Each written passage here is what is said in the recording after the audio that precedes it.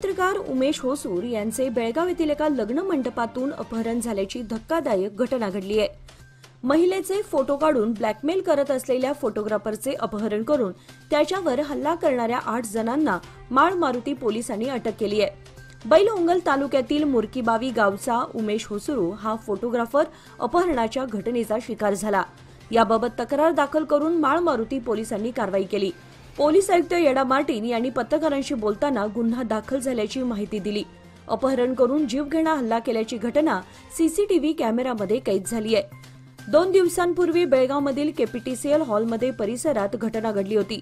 घडलेल्या प्रकारानंतर उमेशने बेळगाव जिल्हा रुग्णालयात उपचार घेतले आणि त्यानंतर माळ मारुती पोलीस ठाण्यात तक्रार दाखल केली।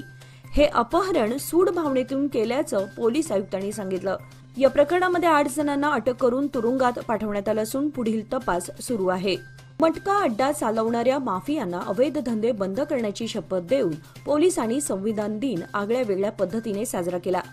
26 नोव्हेंबर रोजी संविधान दिन किंवा राष्ट्रीय विधी दिन भारतभर साजरा केला जातो। 29 ऑगस्ट 1947 रोजी डॉक्टर बाबासाहेब आंबेडकर यांच्या नेतृत्वाखाली भारतीय संविधानाच्या निर्मितीसाठी मसुदा समिती स्थापन झाली। अनेक बैठका आणि चर्चासत्रांनंतर या समितीने सादर केलेला अंतिम मसुदा 26 नोव्हेंबर 1949 रोजी संविधान सभेने स्वीकारला। त्यामुळे 26 नोव्हेंबर हा दिवस संविधान दिन म्हणून साजरा केला जातो। याचेच औचित्य साधून बेळगाव पोलीस आयुक्त येडा मार्टिन यांच्या मार्गदर्शनाखाली मुख्य कार्यालयात संविधान दिन साजरा करण्यात आला। यावेळी संविधानाच्या रक्षणार्थ शपथ घेण्यात आली। कर्नाटक राज्यामध्ये बहुसंख्येने राहणाऱ्या पंचमसाली लिंगायत समाजाने आरक्षणातील बदलासंदर्भात केलेली मागणी आता जोर धरू लागली आहे। पंचमसाली लिंगायत ही कर्नाटकमधील लिंगायत समाजातील पोटजात आहे। आपली पोटजात इतर मागासवर्गीयांमधील 2A श्रेणीमध्ये समाविष्ट व्हावी अशी मागणी पंचमसाली लिंगायतांकडून गेल्या 3 वर्षांपासून केली जात आहे। मात्र या जातीचा समावेश ओबीसीमध्ये करून आपल्याला 2A श्रेणीनुसार 15% आरक्षण मिळू द्यावे अशी पंचमसाली समाजाची मागणी आहे। यासाठी बेळगावमध्ये होणाऱ्या हिवाळी अधिवेशनात सुवर्णसौधला घेराव घालणार असल्याची माहिती देण्यात आली। मंगळवारी आयोजित पत्रकार परिषदेत मृत्युंजय महास्वामींनी ही माहिती दिली। डिसेंबरपासून बेळगाव येथे कर्नाटक विधिमंडळाचे हिवाळी अधिवेशन सुरू होत आहे। याच दिवशी महाराष्ट्र एकीकरण समितीचा महामेळावाही आयोजित करण्यात आलाय। मात्र या महामेळाव्याला पोलिसांची परवानगी मिळो अगर ना मिळो हा महामेळावा होणारच असा निर्णय आज आयोजित करण्यात आलेल्या बैठकीत करण्यात आला। टिळकवाडी येथील व्हॅक्सिन डेपो मैदानावर एकीकरण समितीचा हा मेळावा आयोजित करण्यात आला असून त्यासाठी बेळगाव शहर, तालुका, खानापूर परिसरात जनजागृती करण्यात येणार असल्याची माहिती माजी आमदार मनोहर किणेकर यांनी दिली। यावेळी महाराष्ट्र एकीकरण समितीचे पदाधिकारी मोठ्या संख्येने उपस्थित होते।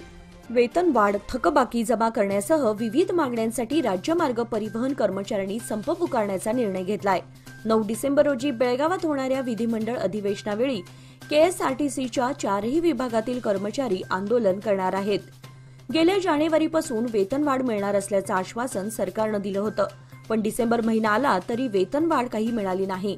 28 महिन्यांची थकबाकी सरकारकडून मंजूर झालेली नाही, यामुळे कर्मचाऱ्यांना अडचणींचा सामना करावा लागतोय। अनेकदा सरकारकडे मागणी करण्यात आली, पण दरवेळी दुर्लक्ष करण्यात आले। निवृत्त कर्मचाऱ्यांना ग्रॅच्युइटीची रक्कम मिळालेली नाही। एकूण 1787 कोटींची थकबाकी आहे। 5000 कोटी रुपयांची ग्रॅच्युइटीची रक्कम मंजूर झालेली नाही, त्यामुळे कर्मचारी संतप्त झालेत। सरकारला इशारा देण्यासाठी काही दिवसांपूर्वी परिवहन कर्मचाऱ्यांच्या संघटनेच्या संयुक्त कृती समितीने बैठक घेऊन आता होणाऱ्या हिवाळी अधिवेशनात बेमुदत आंदोलन छेडले जाणार आहे। रोटरी क्लब ऑफ बेळगाव दर्पणच्या वतीने मराठी प्राथमिक शाळा मन्नूर येथे साक्षरता जनजागृती मोहिमेचे आयोजन करण्यात आले होते। विद्यार्थ्यांनी हातामध्ये साक्षरतेचे फलक घेऊन जनजागृती रॅलीने सुरुवात केली आणि शिवाजी चौकात रॅलीची सांगता झाली। आरसीबी दर्पणच्या अध्यक्षा रुपाली जनाज यांनी उपस्थितांचे स्वागत केले आणि साक्षरता जागृती मोहिमेचा उद्देश सांगितला। RM चौगुले यांनी मेळाव्याला संबोधित करून साक्षरतेचे महत्त्व सांगितले। शेवटी शालेय विद्यार्थ्यांच्या छोट्या रोड स्किटने या मोहिमेचा समारोप झाला।